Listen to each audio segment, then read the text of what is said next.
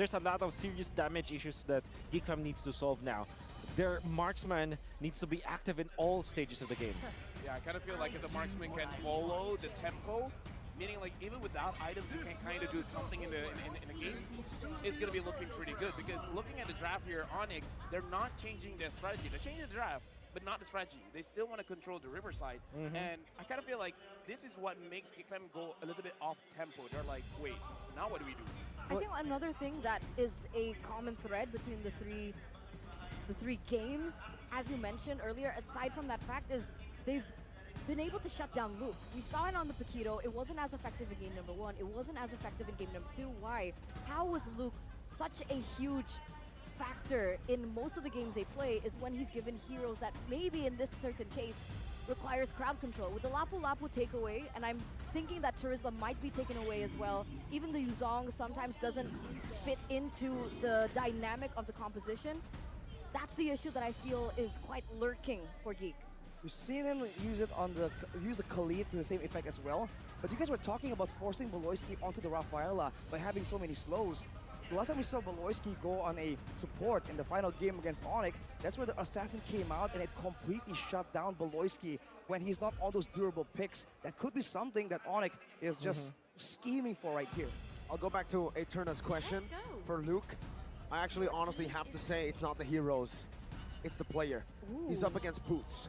Boots is known to be able to neutralize any XP laner. He neutralized Edward, neutralized Sanford. It was a bit tougher on Edward, but now we're basically seeing that. He's getting neutralized in the lane itself. Luke is always so active on the map, but when you lose that lane, when you get shoved in, when you have just more pressure on Boots, he's able to dictate the game. Luke is getting ordered around by Boots. I want to know if there's a difference in his impact on the Terizla now. We finally get to see him on a different hero. Yep.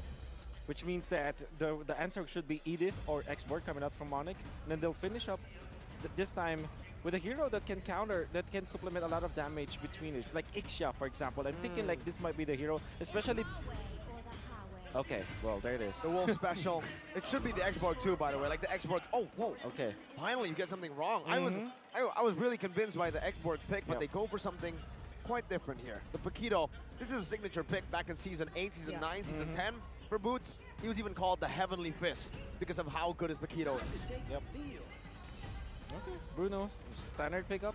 Because what you do is to have the Rafaela combo with it. And girls, will Geek Fam be able to turn it around with the Sky Kings already leading with a 2-0 as we enter the Land of Dawn? Let's go.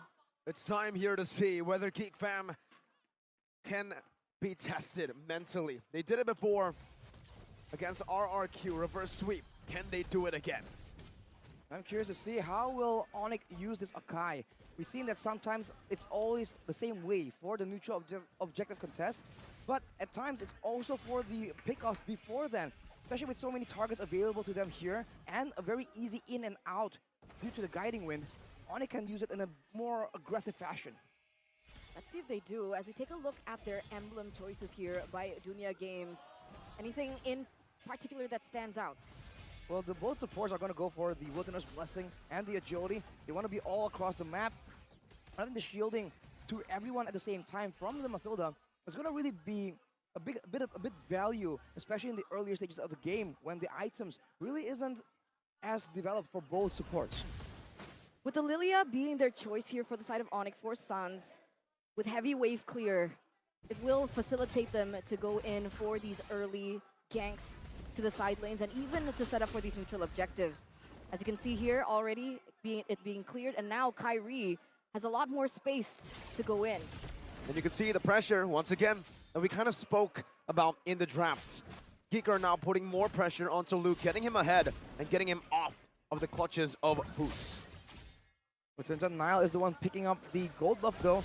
Bit of a win for the rookie.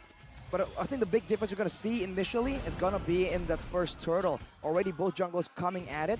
Will Onic try and go for something else, or going to try and shut down Nile against the turtle pit and then try and get something a bit more guaranteed? Because in the early game, that Lilia damage is something that Geek Fam has to take into consideration as well. Luke is in position. It's going to be Nile jumping in with penalty zone. It's Boots helping out in the back line, and it's going to be Kyrie who wins it with a heavy spin. This is what we expect on the Akai. Nile pinned down. And first blood over to Onic. Luke getting the holy healing to disengage, but Keyboy wants more. Diving deep, the Stampede brings him back for a bit, but it's just Onic who takes a big W and walks out. Oh, Sans almost getting another cheeky little kill. It's such a statement from Onic here. They completely turned the jungle around. Now Kyrie is on the Akai, and I think coming into this matchup as a whole, Onic and Geek Fam, a lot of highlights between who is the better jungler. Sure, Kyrie is still #1, but a lot of people have said that Niall is a close second. He's a budding, a junior Kyrie in a way.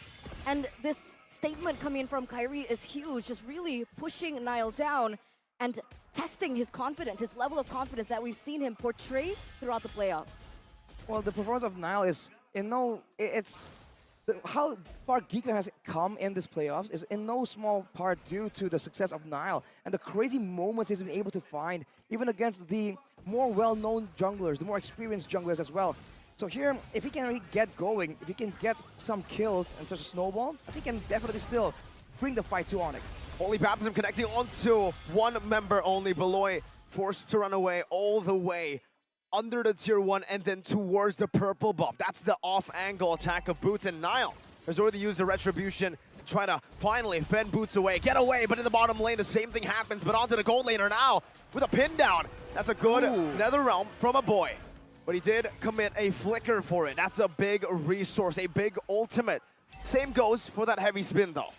And in the previous game, we saw that the macro play, the split push was what Geek Fam was using. Now it's no longer available. They're going to be very reliant on going for these team fights, but with the gold lane pressured so much by the roaming, it's going to be a lot more difficult to do so in the mid game when the items start rolling in.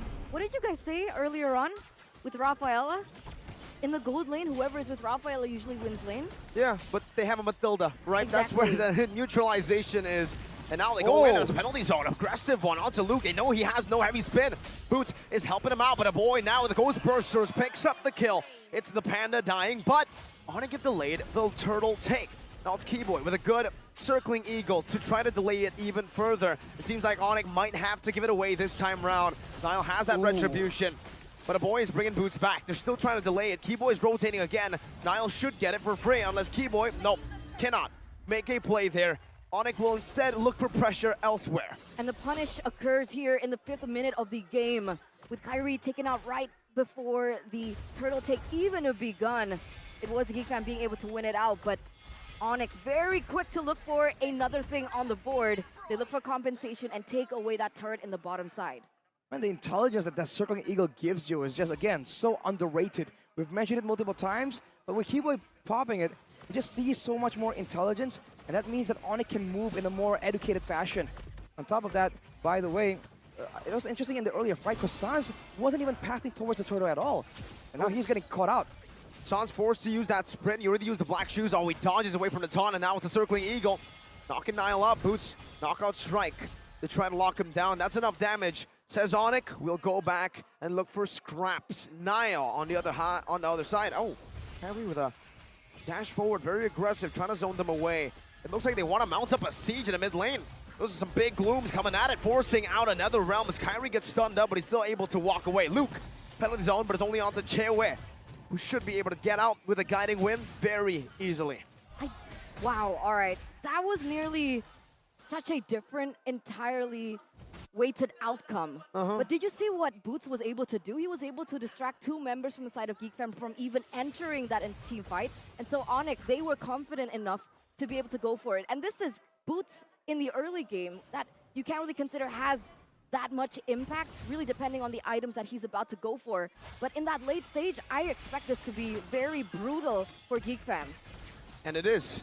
Look at how much damage they're putting onto Luke with no full barrage, just a circling eagle to knock him up, and CW using those basic attacks. And that point on Boots just having so much impact, so much crowd control, it's a very good one. Because I was talking about the difference between the Fredrin and the Akai, and the Fredrin has a lot more crowd control. He can spam out. Well, in this game, you can see that Boots isn't targeting the backline. He's just crowd controlling the frontliners, trying to be a big nuisance for his team. It's a completely different approach, and I think Geek Fam are just either not recognizing it or just not used to this playstyle. We saw a team fight domination in game 1. We saw a pick-off sorta domination in game 2, and now we're just seeing an objective domination from Onic. They're trying to win on all fronts against Geek Fam. Even Kyrie there, look at him, standing menacingly. He was just there. And that presence alone is going to force Luke to say, all right, you know what? Sure, I'll back away. Exactly, that's the entire theme. The zoning potential coming in from Onic, and Geek Fam understand it. Because when they go forward, this is what they get.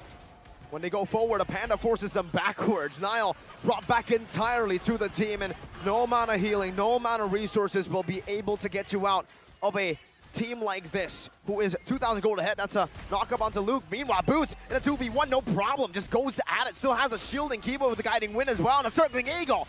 And even a full barrage. Max range forces into the realm. Gets brought back by that circling eagle, that guiding wind. Luke now caught in the midst, jumped in for the penalty zone right now, and it's actually a turnaround, a good one by Luke. Flickers out to safety, and Geek Fam have finally gone a good win in their hands. Kyrie able to jump back a boy with a stampede, brings Sans back all the way to the back.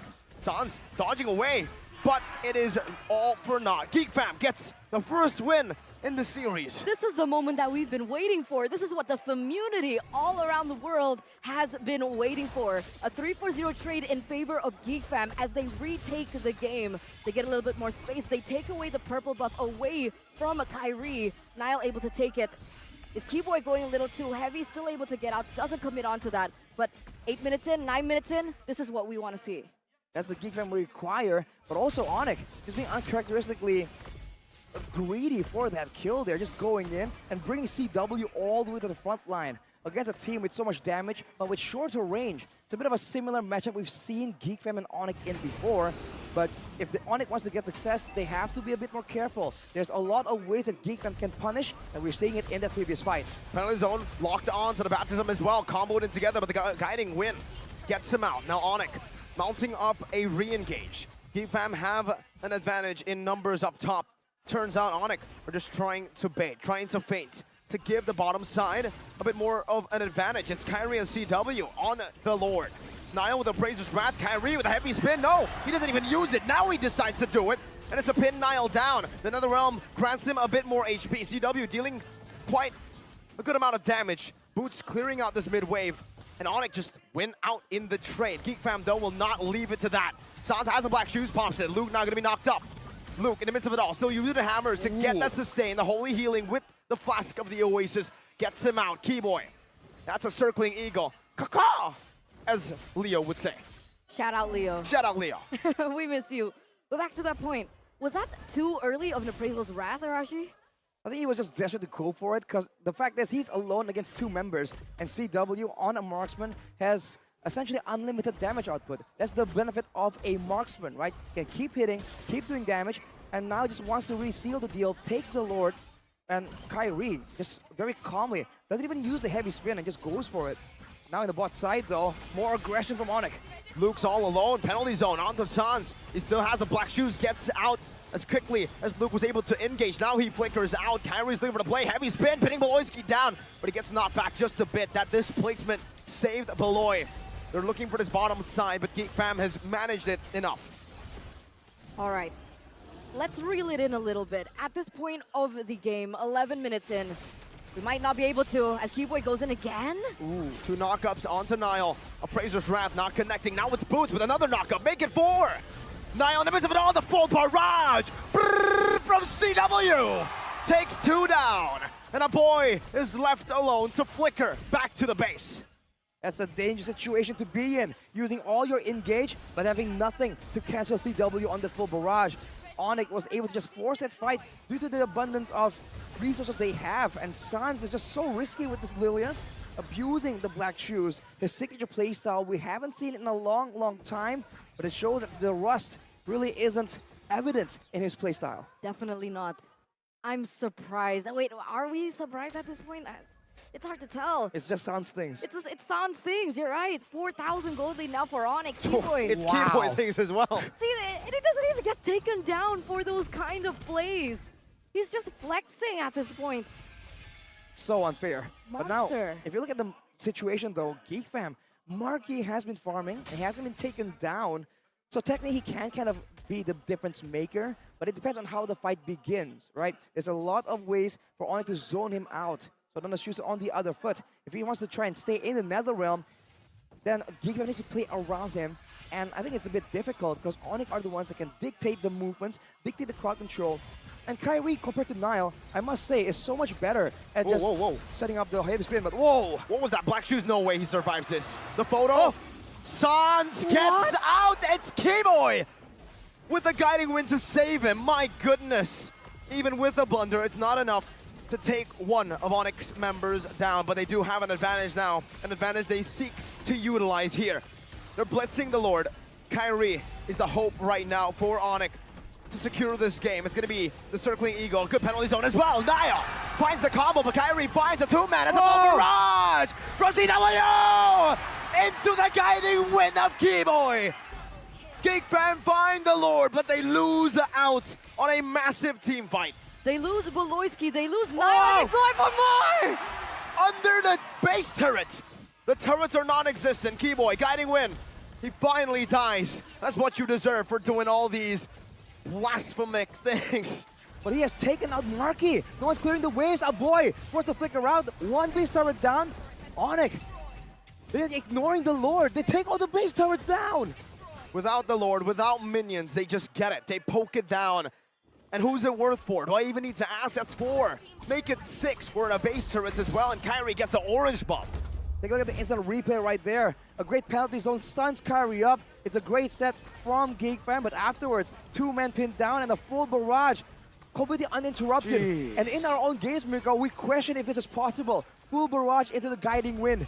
Well, now we have a very definite answer. That is deadly. Why isn't it possible? Disgusting, right? Because the one thing that Ixia lacks is that range, that movement, but with the guiding wind being able to pull him in and out within that ultimate, that's like the perfect setup coming in from Onic, the perfect solution to Ixia's immobility when she goes in for her ultimate. Ooh.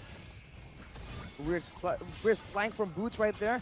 Could have been possible, but the Ixia, CW, is farming away, so it doesn't seem like this is a fight that they want to have. Now, though, says otherwise, but they won't have enough damage, not enough crowd control to hold down the Raging Panda. The Dragon Warrior. What do they do? Well, right now, they're trying to poke Kyrie. That's what they're trying to do. Kyrie jumps in. Heavy spin, bring Marky onto Boots. Now he's going to the back. Marky taken low. That's the photo. And the Netherrealm baited out. Meanwhile, Luke in the front. It's still going to be Boots surviving and getting out. The crowd roars as Boots gets out with the guiding wind. Now the Appraiser's round. On to Kyrie. That's the Panda down, but CW is free hitting in the back. The guiding wind as well. Luke in the midst of it all, but it's CW and Sans who comes out on top. 1 down for Onic earlier. Onic make it 2 down for Geek Fam. Make it 3. Nile almost caught. Is Keyboy? No way, right? No way did they go for this. He's just posturing. All right, he's doing Keyboy things, but in the grand scheme of things, that was a huge win coming in from Onic. And how did it end up like that? Because technically Luke was doing everything right. His job is penalty zoning CW in the back line. He was able to do that. Why was there no damage? Where was the follow-up? Okay, I think the question is the follow-up on who? The fight was so sporadic at every single direction due to the guiding wind, and CW is the main carry here. And in that fight, he was relatively untouched. Geek Fam were kind of baited by the low penalty zone HP onto board. CW, Arashi, yet he still survived. Exactly, because alone, the Terizla can't really do all that, especially with Keyboy just escorting CW. So Geek Fam needs to find someone else to join the fray with him. Like earlier, when a boy was able to get his hands on CW, he does get taken out. We take a look at the items here though. Sans is doing a lot more burst heavy damage. I thought he was going to go for a glowing one considering the tankiness, but no, Boloyski. Godlike. What? CW is godlike. CW gets brought back in front of 2 frontliners, and all Geek Fam think of doing is we need to recall. That's when you know you have a lead. That's when you know you've gone to their minds. The marksman was right in front of you, and they couldn't do a thing. It's just a big, massive mind game, man, at this point. If they want to go on that without the intelligence, without the vision, they're worried that if they jump on CW, it's going to be a counter engage instead. Exactly. With the items built up here, a boy tries to make a play, but Sans, look at him. He's walking in the front lines. And now it's Keyboy flying in the front lines, getting back to safety, and that's all 3. Base turrets down. 17 minutes, 7,000 gold lead. Onic are mounting up to a siege. Might be the final one to secure match point. And this is not what we expected from Geek Fam at all. How? And it's insane because every single member of Onic, they can play several different playstyles, and we see that come through here. Circling Eagle onto 4, knocking 4 up right now. Is that's going to be Niall in the front, given the Nether Realm. Luke jumps in with the penalty zone onto 3, but CW positions himself. He has a full barrage. Poloyski jumps in, but CW gets the healing, gets out. CW and Keyboy get him to safety. CW gets the shield, he gets the guiding win. A kited battle. It's only Sans who was taken now. Geek Fam are able to fend off, but Onic are able to back off. Oof, man, back and forth, but there you go. A boy barreling in together with Luke. That is what they needed to shut CW down in the middle of the fight. Unfortunately, they were unable to take him out due to the guiding wind, and that was their big opportunity. Now with that precedent, Onic will be placing Keyboy a bit further away from CW for the next fight. It's a bit of a victory, but what can Geek Fam find with it? They're trying to get more fights, they're trying to get more catches, but Onic just isn't giving them anything to work with. At all! They're taking everything away, and to make it all worse, Boots is playing the macro game as well. He's setting it up, he's giving space for his team, he's buying time. With 61 seconds left for the Lord to spawn next, do you even think that Onic require it? Do you think they're gonna go for it here? I think they can if they want to. At this point, it's an open book. They have all the tools available to do whichever they want. A big team fight, a split push. There's so many options available to them, and that's just so confusing. Can't imagine being on the receiving end. Because even earlier, we expect Boots to maybe go a bit more aggressively, shut down a boy or Marky. But no, he just goes back and crowd controls Luke in order to just get that much more survivability for CW. And now, Geek Fam are actually getting to that power spike. The power spike they've been waiting for.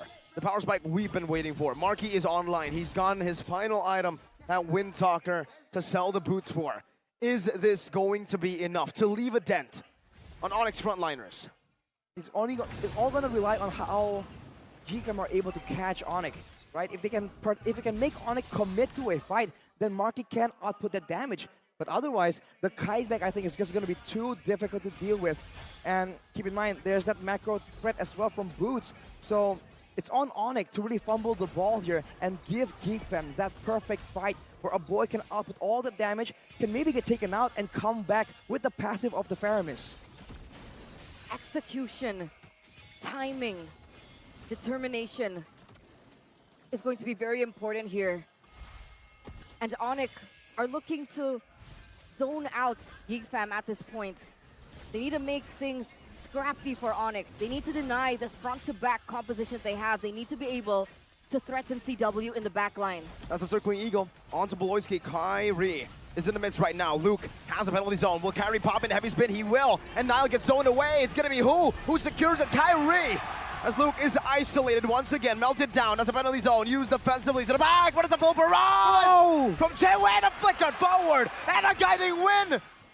Chasing back, Geek Fam trying to run away. Niall with a 3-man taunt, Niall with some damage, Niall knocked up, Kyrie 1 HP. Will it be able to get the kill? No, it's Chewe! Once again, Boots walks forward, one member left standing, the Appraiser's Wrath gets one, but Chewe has been left untouched. Keyboy, the only casualty in that long-drawn fight. Onic!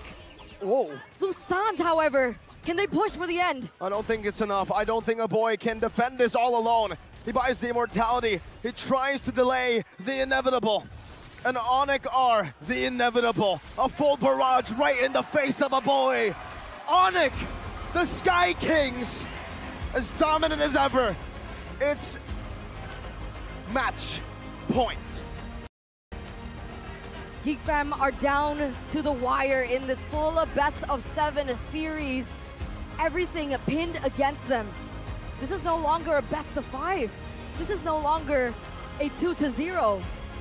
Geek Fam will have to pull a miracle.